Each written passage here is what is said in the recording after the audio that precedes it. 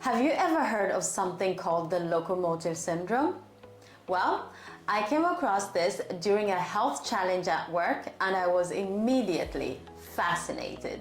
Hello everyone, welcome to my channel. My name is Aisha, aka Nurse Aisha. I'm a registered nurse and health advocate here to spread awareness on preventative health and lifestyle choices so that you can lead a healthier and more informed life. So I work in a department with nutritionists and dietitians, and it's all about health and movement. So we had this health challenge for 3 weeks where we documented our activities and collected points as a team. This was an amazing challenge to promote healthier living and better lifestyle choices. So in this app, in the challenge, there was another challenge called the Locomotive syndrome.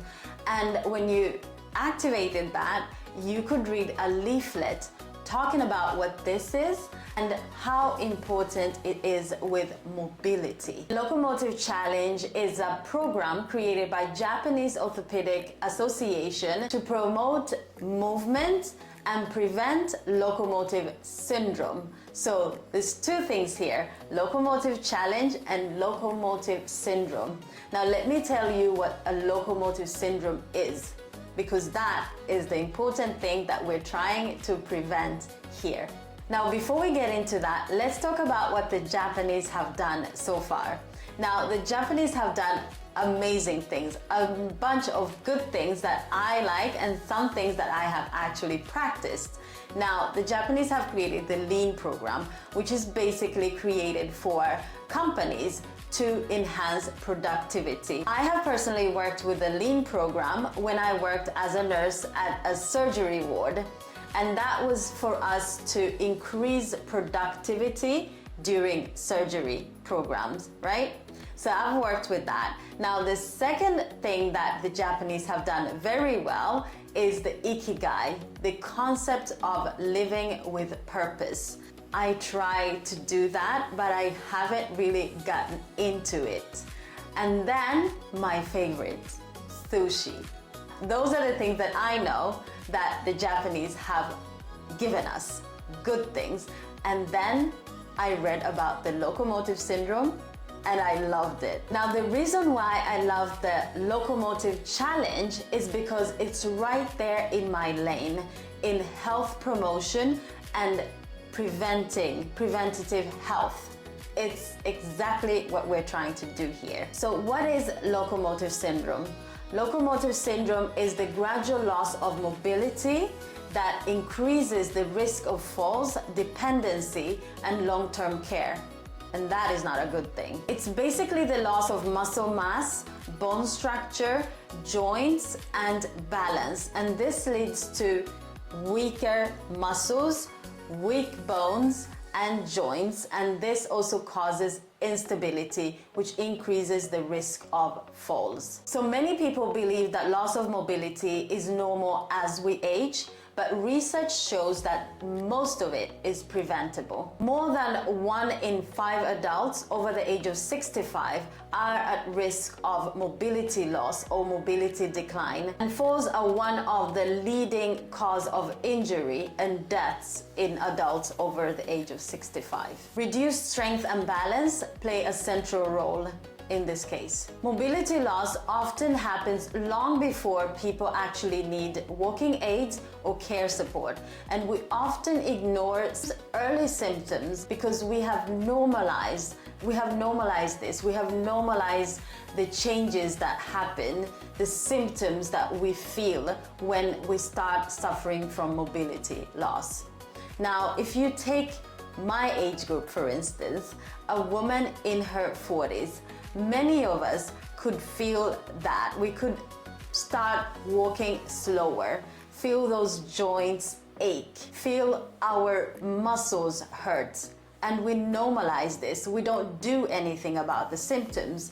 We think that this is part of aging. We're now in our 40s, so it comes with the package. So when you feel that you're not as flexible as you used to be, do not accept it. You can do something about it.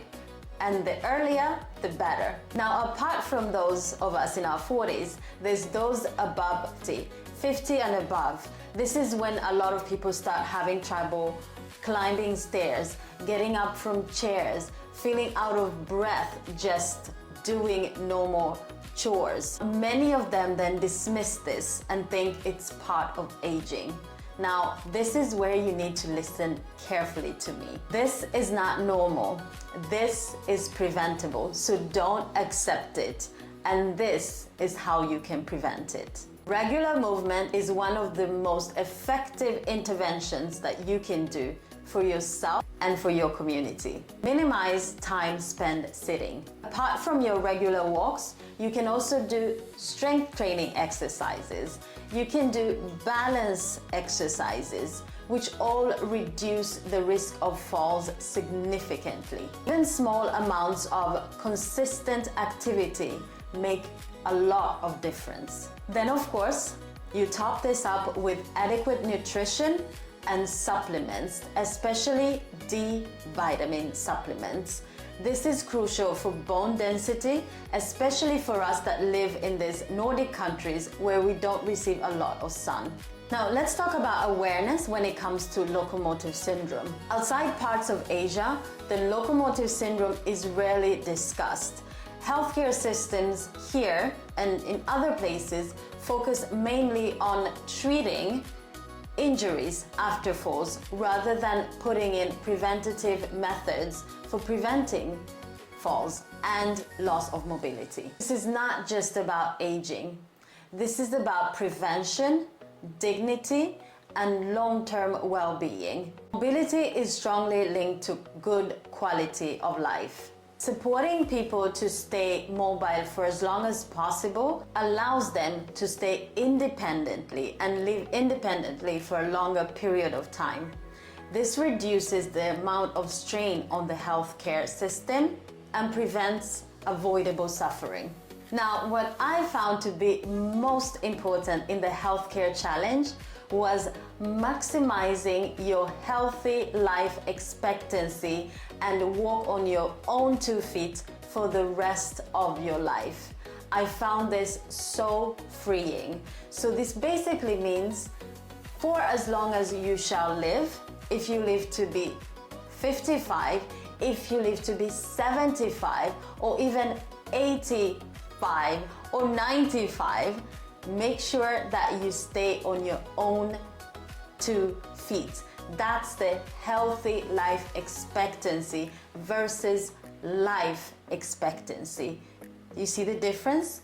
Healthy life expectancy, the amount of time that you can stay healthy and mobile and stand on your 2 feet. So the Locomotive Challenge reminds us that movement is essential to our overall health.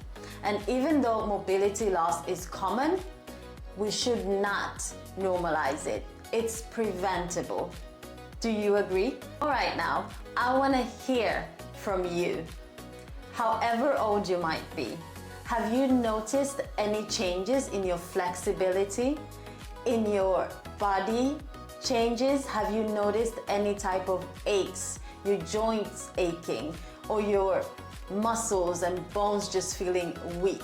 Have you done something about it, or have you just accepted it? Please let me know in the comment section. Also, let me know if you're older or younger.